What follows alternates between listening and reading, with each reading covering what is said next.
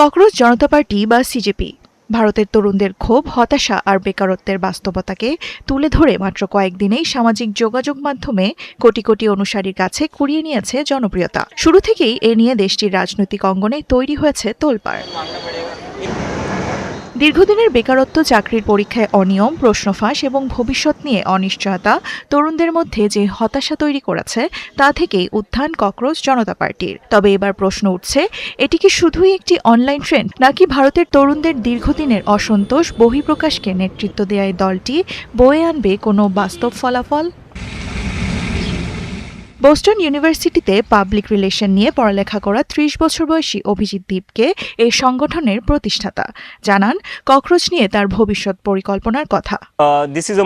এই আন্দোলন আমরা এগিয়ে নিয়ে যাব। আমি ভারতে ফিরে গিয়ে আন্দোলনকে আরো শক্তিশালী করব, যাতে সরকারের জবাবদিহি নিশ্চিত করা যায় এবং দেশের রাজনৈতিক আলোচনায় পরিবর্তন আনা যায়। ভারতের জেনজি প্রজন্ম দেশের সবচেয়ে বড় জনশক্তি, কিন্তু কর্মসংস্থান সংকট এবং প্রতিযোগিতামূলক পরীক্ষাগুলো ঘিরে বিতর্কের কারণে এই প্রজন্মের একটি বড় অংশ ক্রমেই হতাশ হয়ে উঠছে।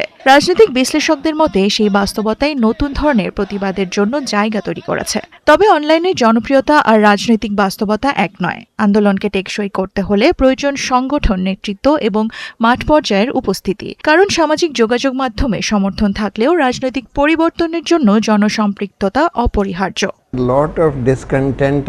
শুধু অনলাইনে আন্দোলন করে বড় রাজনৈতিক পরিবর্তন আনা সম্ভব নয়। মানুষকে মাঠে নামাতে হবে, তবে সেটি হতে হবে পরিকল্পিত ও সতর্কভাবে।